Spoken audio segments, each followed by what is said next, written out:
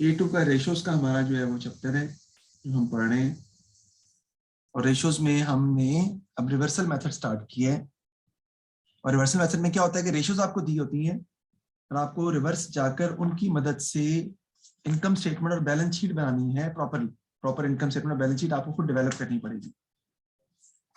तो ये हमारा क्वेश्चन है। और ए लेवल्स के अंदर, A2 के अंदर ज्यादातर क्वेश्चन इस तरह का ही पूछता है वो, यानी कि आपको क्वेश्चन में रेशियोज दी होती हैं और रेशियोज की मदद से आपको जो है वो इनकम स्टेटमेंट और बैलेंस शीट डेवलप करनी है। तो नॉर्मली क्वेश्चन इस तरह का पेपर में अक्सर जो है वो पूछता है। नवंबर 2012-42 का ये क्वेश्चन है। नवंबर 2012-42 का हमारा क्वेश्चन है जो हम जो है वो सॉल्व करने जा रहे हैं। तो हम देखते हैं इसको कि कैसे। The final accounts for Abercrombie public limited company for the year ended 30th April 2012 has been prepared due to a fire. Now it is now necessary to prepare them again from limited information. दोबारा बनना पड़ेगा आग लगने की वजह से हमें। Accountant provide with the following details. Rate of inventory turnover 10 times है, ग्रॉस प्रॉफिट रेशियो 35% है, नेट प्रॉफिट रेशियो 15% है, और इनकम गियरिंग भी दी हुई 12.5%। The administration expenses for the year were twice as much as the distribution expenses. पहले भी हमने इस तरह का सवाल सॉल्व किया है। Taxation charge for the year was equal to half of the interest charge. Taxation जो है वो interest का half है। Inventory at 30th April were valued at 81,250, which was 25% higher than the inventory valued at 1st May 2011. यानी कि जो closing inventory है वो आपको दी हुई है और वो कहता है कि वो ओपनिंग इन्वेंट्री से 25% ज्यादा है। Prepare the income statement. तो सबसे पहले हम इनकम स्टेटमेंट को डेवलप करते हैं। इनकम स्टेटमेंट डेवलप करने के लिए मैंने आपको बताया था कि हम देखते हैं कि आपको क्वेश्चन में कौन सी अमाउंट दी हुई है और उस अमाउंट से हम क्वेश्चन स्टार्ट करते हैं करना। अमाउंट अगर आप इस क्वेश्चन में देखें यहां तक, तो आपको अमाउंट दी हुई किसकी? ओपनिंग इन्वेंट्री की 81,250, क्लोजिंग इन्वेंट्री की सॉरी, और ओपनिंग इन्वेंट्री की अमाउंट नहीं दी हुई। तो हम सबसे पहले ओपनिंग इन्वेंट्री फाइंड करेंगे, वहां से एवरेज इन्वेंट्री फाइंड करेंगे और उसको रेट ऑफ इन्वेंट्री टर्नओवर के फॉर्मूले में पुट करके कॉस्ट ऑफ सेल्स फाइंड कर लेंगे। तो सबसे पहले क्या करते हैं हम, ओपनिंग इन्वेंट्री फाइंड करते हैं कि वो हम कैसे निकालेंगे।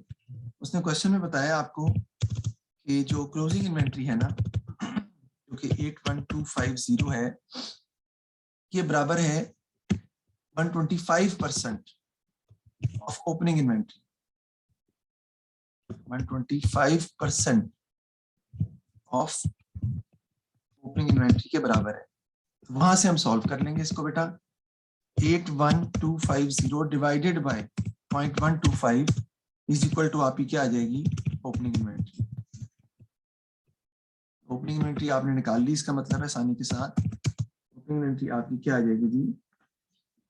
81,250 divided by 0.125 that is 65,000। 125%, 1.25 sorry, ये 1.25 होगा, 0.125 नहीं होगा। ये आपकी आ जाएगी 65,000। ओपनिंग इन्वेंट्री हमने निकाल ली 65,000। अब इससे आगे हम देखते हैं कि हम कैसे सॉल्व करेंगे। मैंने कैसे निकाली है? ये 125% को वहां जाके डिवाइड कर दिया मैंने। ठीक है जी, डिवाइड कर दिया मैंने, तो वो ऑटोमेटिकली आपका डिवाइड हो जाएगा। और जब वो यहाँ आके डिवाइड हो जाएगा, असल में ये 1.25 है, तो मैंने कहा चलें इसको ठीक कर देते हैं। 81,250 को डिवाइड कर देंगे आप 1.25 से, तो आपका आंसर आ जाएगा। ठीक है जी। फिर आपने निकालनी है जी एवरेज इन्वेंट्री। वो बराबर है जी आपकी opening inventory plus closing inventory divide by 2। ठीक हो गया जी। ओपनिंग इन्वेंट्री कितनी है जी आपके पास? 65,000 प्लस 81,250 डिवाइडेड बाय 2। इसको हम सॉल्व कर लेते हैं। 65,000 प्लस 81,250 डिवाइडेड बाय 2, 73125 आपका आ जाएगा। 73125 आपकी एवरेज इन्वेंट्री आ जाएगी। अब इन्वेंट्री टर्नओवर रेशियो हम निकाल लेंगे।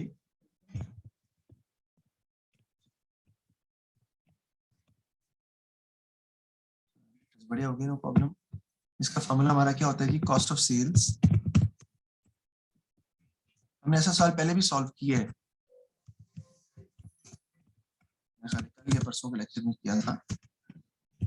Sales divided by average inventory. Inventory turnover ratio हमें पता है, क्वेश्चन में ऑलरेडी दी हुई है, तो कितनी हमारी 10 टाइम्स, ये अब 10 आ जाएगा आपका। कॉस्ट ऑफ सेल्स आपको नहीं पता,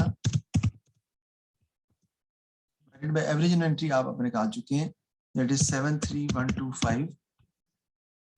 ये वहां जाके मल्टीप्लाई हो जाएगी, तो कॉस्ट ऑफ सेल्स आपके पास आ जाएगी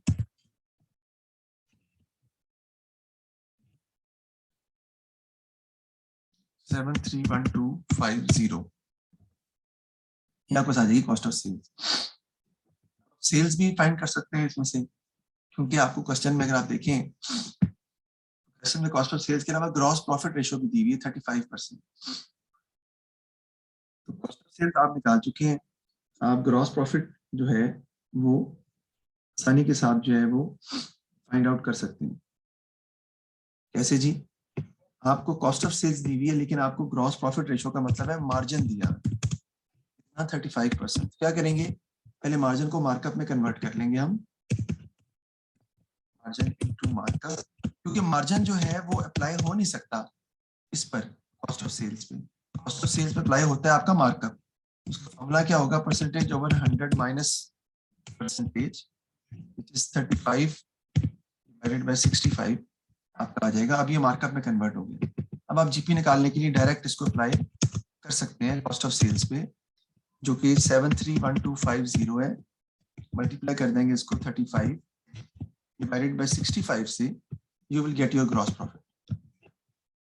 तो वो मैं निकाल लेता हूँ, 731,250,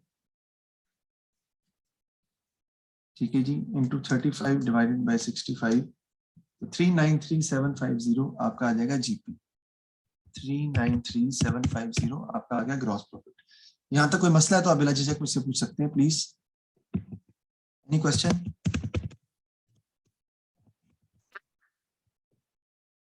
आवाज आपकी आई नहीं, खैर हट गई।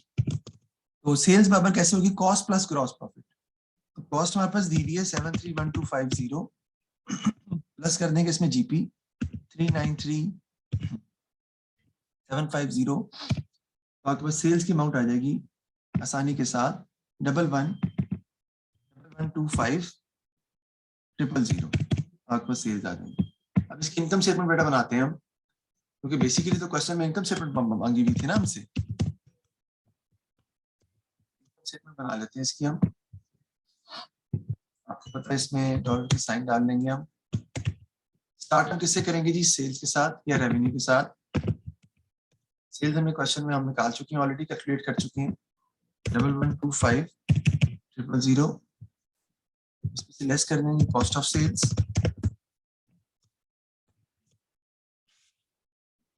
देखिए मैंने आपको पहले भी बताया था कि रिवर्सल मेथड के क्वेश्चंस के अंदर आपको रेशियोज के through different items which are given in the income statement and balance sheet वो कैलकुलेट करके फिर आपको बैलेंस शीट और इनकम स्टेटमेंट को प्रिपेयर करना है।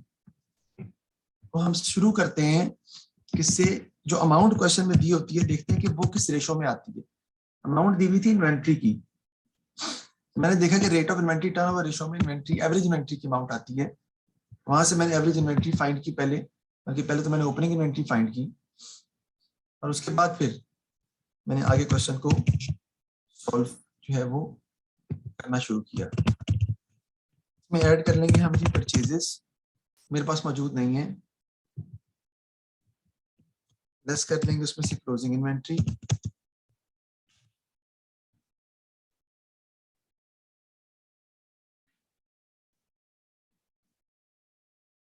आपके पास कॉस्ट ऑफ सेल्स आ जाएंगी। क्लोजिंग इन्वेंट्री हमें पता है कितनी है, 8,250 की। कॉस्ट ऑफ सेल्स भी पता है हमें कितनी है, 731,250,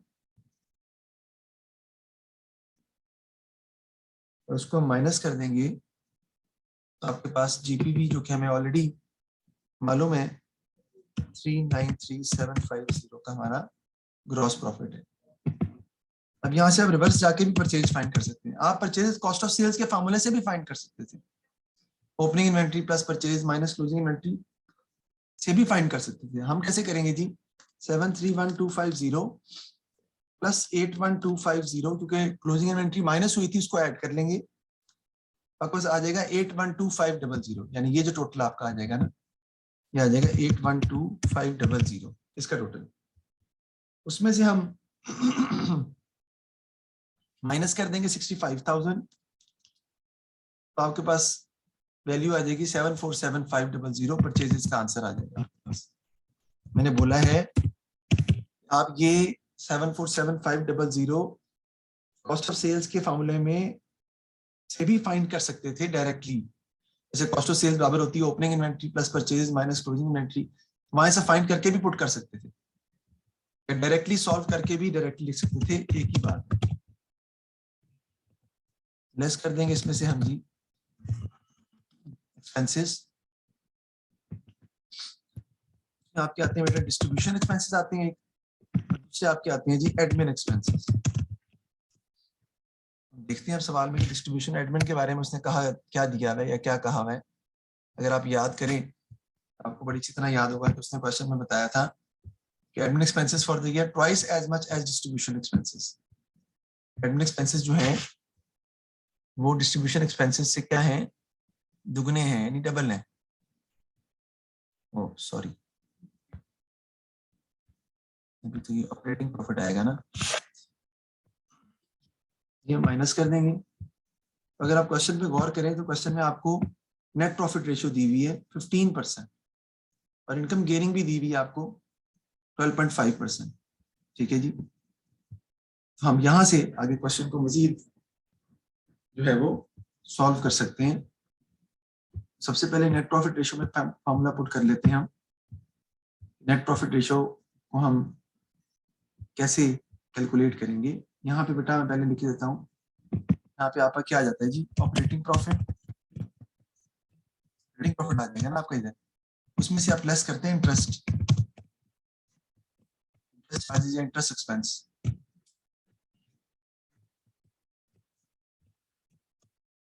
ठीक है जी, तो आपका आता है प्रॉफिट बिफोर टैक्स।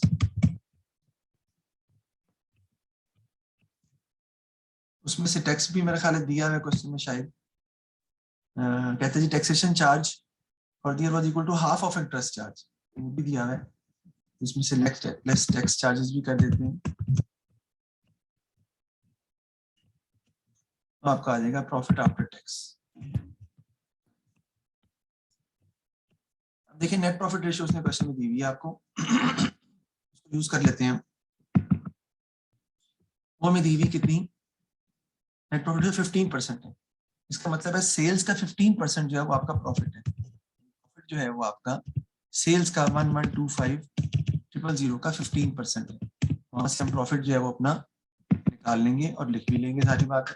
मैं सॉल्व करता हूँ, 1125,000 इंटू 0.15, प्रॉफिट आ जाएगा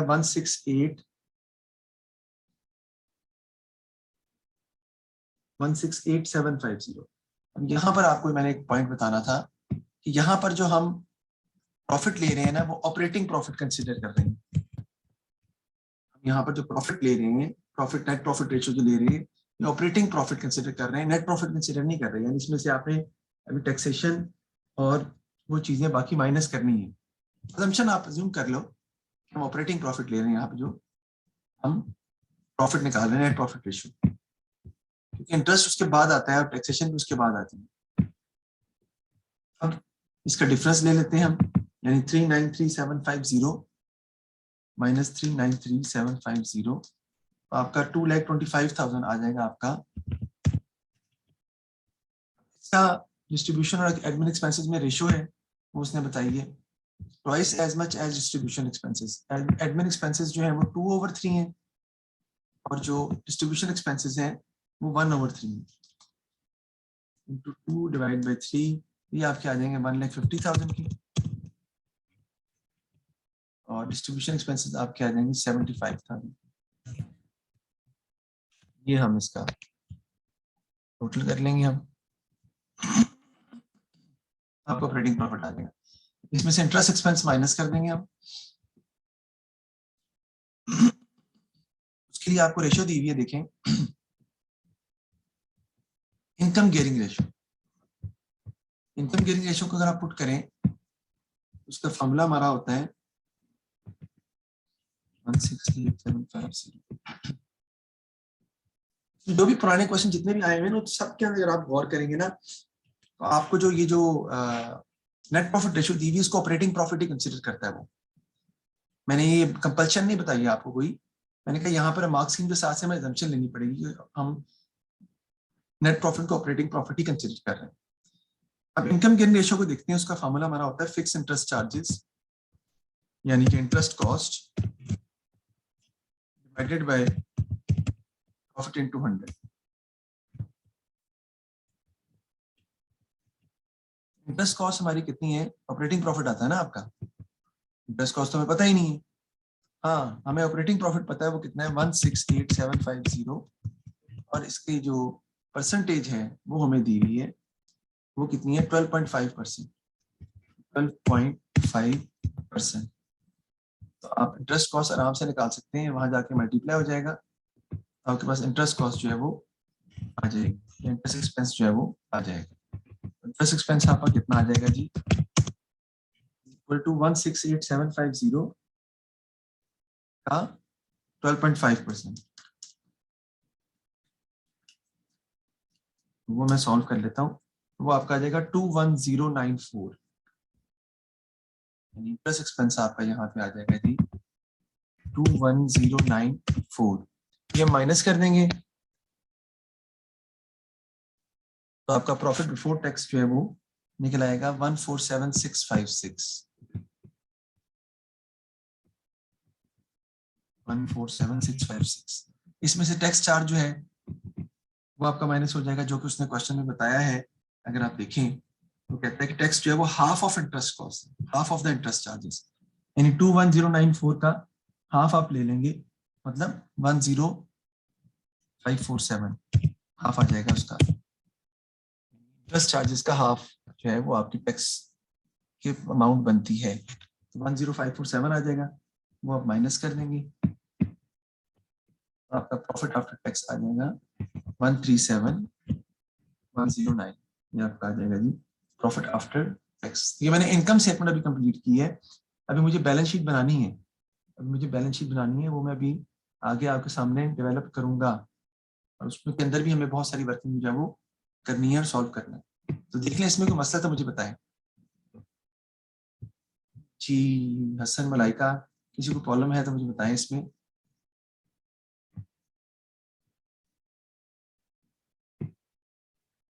सर आपने ऑपरेटिंग प्रॉफिट कैसे निकाला है?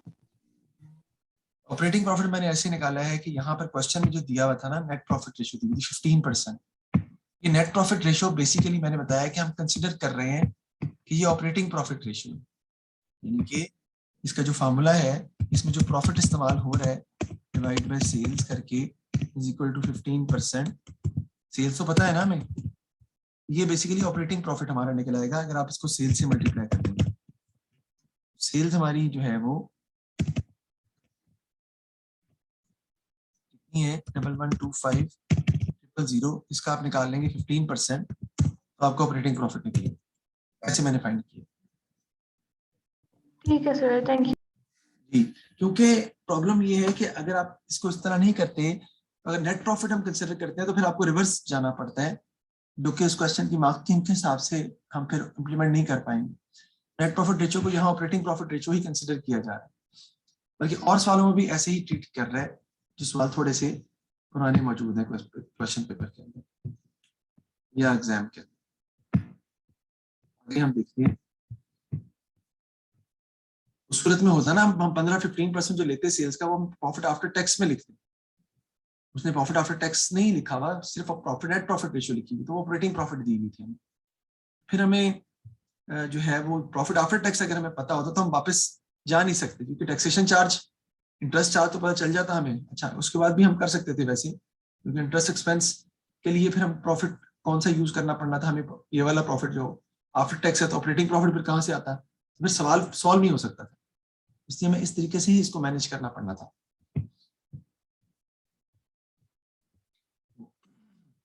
आगे देखते हैं हम। अब जो बैलेंस शीट हमने आगे बनानी है इस क्वेश्चन में भी, सवाल हमारा खत्म नहीं हुआ, क्वेश्चन अभी चल रहे हैं। ऐसे कि देखें आगे, कहते हैं जी the non current asset turnover was 2 times, the current ratio was 1.9:1. Current asset also included the bank balance and the only current liability was trade payable. Trade receivable turnover was 34 days. All sales were on credit. Trade payable turnover was 59 days. Interest was paid on a 10% debenture redeemable in 2020. No interim dividend was paid, but a final dividend of 0.05 per share was paid. तो final dividend कह रहा है कि हमने पे किया हुआ 0.05, उसको भी हम देखेंगे कि हम कैसे जब वो रिजॉल्व करते हैं। उसके बाद total propose dividend was 10,000 ordinary shares, $1 nominal share दिए हुए, प्रपोज डिविडेंड आपको दिया है। और balance on the retained earnings account at 1 May 2011 was 23756 credit. तो रिटेन अर्निंग्स का बैलेंस भी दिया हुआ है हमें स्टार्ट का, हमने उसमें प्रॉफिट जो है वो ऐड करना है, ठीक है जी, और उसको सॉल्व करना है। There was a revaluation reserve which was the balancing figure, revaluation reserve भी है, बैलेंसिंग फिगर जो कि कहता है prepare the statement of financial statement बनानी है आपने, मतलब कि बैलेंस शीट बनाने को आपको कह रहे हैं। सबसे पहले हम यूज कर लेते हैं क्या हमारी ratio, non current asset turnover ratio जो हमें दी है हम यूज कर लेंगे। उसका फॉर्मूला होता है बेटा sales over non current assets. Sales हमें दी हुई कितनी है 12500 divided by non current assets is equal to जो टर्नओवर रेशियो आपको दी हुई है वो कितनी है देख लेते हैं क्वेश्चन में, वो है 2, ये आपको दिया है 2। इसका मतलब है कि नॉन करंट एसेट्स क्या हो जाएंगे आपके, अब 112500 को डिवाइड कर देंगे आप 2 से, आपके पास नॉन करंट एसेट्स का अमाउंट आ जाएगी, यानी 562500। ये हमने नॉन करंट एसेट निकाल 562500। उसके बाद नेक्स्ट देखते हैं नेक्स्ट रेशियो कौन सी हमारी जो यूज हो रही है, ट्रेड रिसीवेबल टर्नओवर रेशियो दी हुई 34 डेज। अभी करंट रेशियो पुट नहीं कर सकता मैं, पहले मुझे trade receivable turnover ratio find करनी है 34 डेज के हिसाब से। उसका फॉर्मूला हमारा क्या होता है देखें, trade receivable turnover is equal to, formula उसका हमारा होता है जी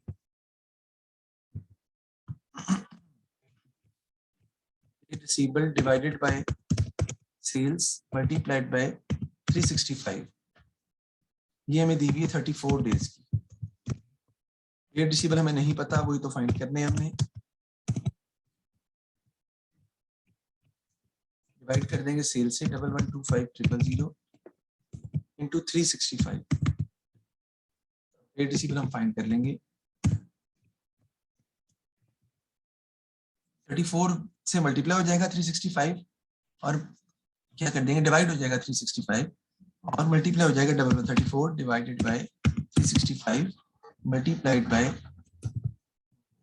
जगह लिख दिया मैंने, 34 डिवाइडेड बाय 365 और मल्टीप्लाइड बाय 112500। तो ट्रेड रिसीवेबल्स जो है वो निकल आएंगे 104795, आपके आ जाएंगे ट्रेड रिसीवेबल्स। पेबल टर्नओवर को यूज कर लेते हैं हम, वहां से ट्रेड पेबल्स आ जाएंगे आपके, सब एएस की रेशियोज है। वैसे फॉर्मूला हमारा क्या होता है जी, trade payable over credit purchases और multiply by 365, number of days in a year से मल्टीप्लाई करते हैं आप, वो 365 है आपकी। पेबल टर्नओवर हमें कितनी दी हुई है क्वेश्चन में देखनी पड़ेगी आपको, क्वेश्चन में पेबल टर्नओवर आपको दी हुई है 59 डेज, आपका आ जाएगा 59 equal to trade payable divided by credit purchases, जो कि हमें क्वेश्चन में मौजूद है हमारे पास 747,500 मल्टीप्लाइड बाय 365। तो ट्रेड पेबल्स आप फाइंड कर लेंगे इक्वल टू 59 डिवाइडेड बाय 365, वहां जगह डिवाइड हो जाएगा ना, और मल्टीप्लाई बाय 747,500। आपके ट्रेड पेबल्स जो है वो आ जाएंगे जी। मल्टीप्लाई करके देखते हैं कितने आते हैं यहाँ पे ट्रेड पेबल्स। 120829 आपके आ जाएंगे ट्रेड पेबल्स। ट्रेड पेबल्स हमें निकालना जरूरी था, वरना हम करंट रेशो में वैल्यूज पुट नहीं कर सकते। अब हम करंट रेशो यूज कर लेंगे, करंट रेशो में वैल्यूज पुट कर लेंगे। करंट एसेट्स नहीं मालूम हमें, divided by current liabilities. Current ratio कितनी दी हुई जरा देखते हैं। करंट रेशो उसने 1.9:1 दी हुई है। 1.9/1 is equal to current assets divided by current liabilities. और करंट लायबिलिटीज हमें अब मालूम है कि ट्रेड पेबल्स कितने हैं। एक ही ट्रेड लायबिलिटी उसने क्वेश्चन में बताया था 120,829। तो क्रॉस मल्टीप्लिकेशन के थ्रू हम करंट एसेट्स जो है वो फाइंड कर सकते हैं। और वो अगर आप मल्टीप्लाई करेंगे तो कैलकुलेट करते हैं कितने आते हैं।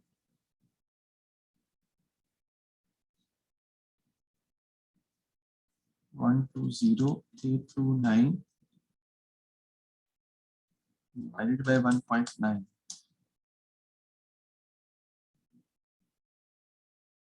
मल्टीप्लाई में शायद होगा 120,829 मल्टीप्लाई बाय 1.9।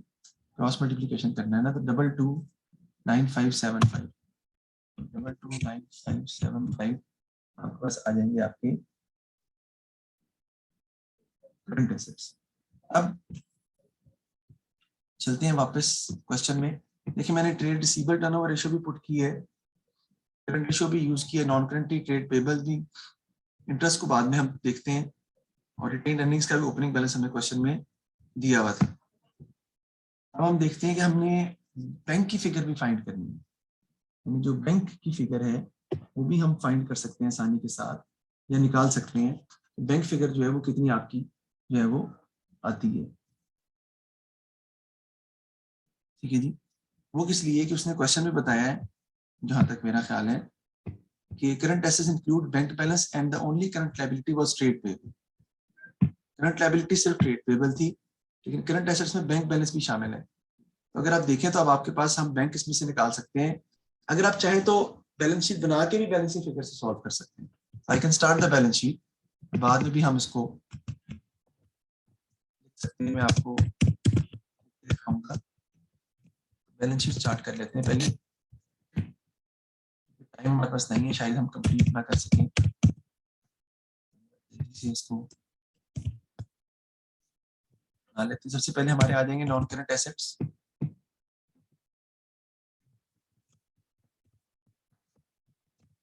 क्वेश्चन में दिए हुए थे हमें वो, सॉरी हमने निकाले थे क्वेश्चन में, सॉरी। वो कितने हैं जी 562500।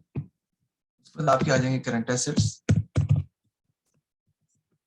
करंट एसेट्स में आपको पता है आपकी इन्वेंट्री है। सबसे पहले आपको दी हुई है 81250 की, पीछे दी हुई थी हमारे पास, हमने निकाली थी ना। ट्रेड रिसीवेबल हमने बेटा फाइंड कर लिए। वो कितने हैं जी हमारे ट्रेड रिसीवेबल्स 104,795 हम फाइंड कर चुके हैं। लास्ट फिगर जो है वो बैंक की है, जो हमें पता नहीं है। इसके लिए मैंने आपसे कहा था कि हम अभी भी निकाल सकते हैं, डायरेक्ट भी निकाल सकते हैं, बाद में भी निकाल सकते हैं। करंट एसेट्स टोटल तो मुझे पता है ना, टोटल करंट एसेट्स कितने हैं 229575, वो मैं यहाँ लिख लूंगा 229575। उसमें से वो दोनों चीजें मैं माइनस कर दूंगा, अगर मेरे पास ऑटोमेटिकली जो है वो अमाउंट टोटल मेरे पास आ जाएगी। यानी किसकी, यानी बैंक की फिगर मेरे पास ऑटोमेटिकली आ जाएगी। ये आता है जी 792075, यानी टोटल एसेट्स जो हैं वो आते हैं 792075। अब क्या करेंगे 229575 में से रिवर्स जाके 229575 में से माइनस कर दें 81250 और माइनस कर दें 104,795। 795, तो आपके पास बैंक की फिगर आ जाएगी 43530। बैंक की फिगर आपके पास निकल आएगी यहाँ पे 43530। और टोटल एसेट्स भी आपके पास आ चुकी हैं, should be equal to total liabilities. Total liabilities के बराबर आने चाहिए ना ये। तो लायबिलिटीज में आपके पास सबसे पहले क्या आ जाएगा, इक्विटी सेक्शन आपको पता है आपका आता है। इक्विटी सेक्शन में आपके ऑर्डिनरी शेयर्स हैं। अच्छा, ऑर्डिनरी शेयर्स जो हैं वो मैं आपको निकाल के दिखाता हूँ बाद में। सबसे पहले मैं क्या लिखने लगा हूँ, नीचे जाके non current liability. Non current liability में उसने कहा है कि डिबेंचर्स थे आपके पास, डिबेंचर हैं आपके पास, वो कैसे निकालेंगे देखें। कहते हैं जी कि डिबेंचर पर जो इंटरेस्ट वॉज पेड था वो 10% था। डिबेंचर पर जो आपने इंटरेस्ट पे किया बेटा, ये जो आपने पे किया था किसमें, इनकम स्टेटमेंट में, वो इंटरेस्ट 10% है डिबेंचर पर इंटरेस्ट एक्सपेंस। 21094 जो है वो 10% है। वहां से हम डिबेंचर की वैल्यू जो है वो आसानी से फाइंड कर सकते हैं। 21094 को डिवाइड करके 0.1 से जो है वो आपके आ जाएंगे 21094 डिवाइडेड बाय 0.1, वो आ जाएंगे 210,940 आपके डिबेंचर आ जाएंगे। सर ये कैसे निकाला आपने, बेटा 10% है ना, यानी 210,940 is equal to 10% of debenture. तो वो डिवाइड कर देंगे आप 10% से, तो ऑटोमेटिकली आपके पास जो है वो डिबेंचर की वैल्यू जो है वो आ जाएगी। करंट लायबिलिटीज में उसने बताया कि सिर्फ एक ही करंट लायबिलिटी है जो ट्रेड पेबल्स है, वो ऑलरेडी हम कैलकुलेट कर चुके हैं 120,829 की। 120,829 के हम ऑलरेडी कैलकुलेट कर चुके हैं ट्रेड पेबल्स। तो ये आपका टोटल 792,095 आ जाएगा। कैसे आ जाएगा, इसमें आपका ऑर्डिनरी शेयर्स आ जाएंगे बेटा, उसके बाद आपका रिटेन्ड अर्निंग्स आएगा और आपका रिवैल्यूएशन रिजर्व आएगा। जो रिवैल्यूएशन रिजर्व है वो बैलेंसिंग फिगर है बेटा आपकी। सर वो कैसे, क्वेश्चन में बताया है, मैंने नहीं कहा, क्वेश्चन में उसने कहा है there was 10 point, there was a revaluation reserve which was the balancing figure. वो खुद कह रहा है कि बैलेंसिंग फिगर लेनी है आपने रिवैल्यूएशन रिजर्व, तो हम ले लेंगे, ठीक है जी। दूसरी बात ये कि रिटेन्ड अर्निंग्स जो है वो कितनी क्वेश्चन में दी हुई है, अगर आप देखें तो क्वेश्चन में already retained earnings at the start the हुई है 23756। 23756 में आप अपना प्रॉफिट जो आप निकाला है आपने वो ऐड कर लेंगे। आप जो आपने प्रॉफिट निकाला है 23756 में पीछे जो प्रॉफिट आपने फाइंड किया है 137109 वो ऐड कर लेंगे। 7109 ऐड हो जाएगा आपका, तो आपका प्रॉफिट जो है वो निकल आएगा जो कि आप फाइंड करना चाह रहे हैं, ठीक है जी। 160865 आ जाएगा। रिवैल्यूएशन रिजर्व जो है वो बैलेंसिंग फिगर के तौर पे आपने यूज करना है, वो मैंने बताना था। ये बैलेंसिंग फिगर के तौर पे अमाउंट आएगी जो दोनों साइड्स का डिफरेंस आएगा, यानी 792,075, मैंने 95 लिख दिया गलती से, माइनस 120,829 और माइनस 210,940, 460,306 आपका आता है यहाँ पे 460,306। अब दोनों अमाउंट माइनस करेंगे, जो आपके पास बाकी बचेगा ये 75 था वो वापस आ जाएगा। ऑर्डिनरी शेयर्स की बात कर लेते हैं। ऑर्डिनरी शेयर्स के बारे में उसने हमें क्वेश्चन में क्या दिया हुआ है, अगर आप गौर करें, स्टार्ट में तो नहीं पता चल रहा, trade receivable note, propose dividend दिया हुआ है 10,000 का प्रपोज डिविडेंड है। 1 और इंटरम डिविडेंड को कितना पे कर रहे हैं 10,000, और वो डिविडेंड कितना परसेंट है 0.05। 10,000 को डिवाइड कर देंगे आप 0.05 से, तो आपके पास ऑर्डिनरी शेयर्स की अमाउंट आ जाएगी जो कि आपकी आती है 2 लाख। ये अमाउंट आपके पास आ जाएगी 2 लाख। टाइम आपका खत्म हो रहा है इसलिए मैं सिर्फ इतना ही सॉल्व कर सकता हूँ। बाकी आप रिवैल्यूएशन रिजर्व जो है बैलेंस फिगर से आप खुद भी जो है वो लिख सकते हैं, बैलेंस फिगर क्या आपकी जो है वो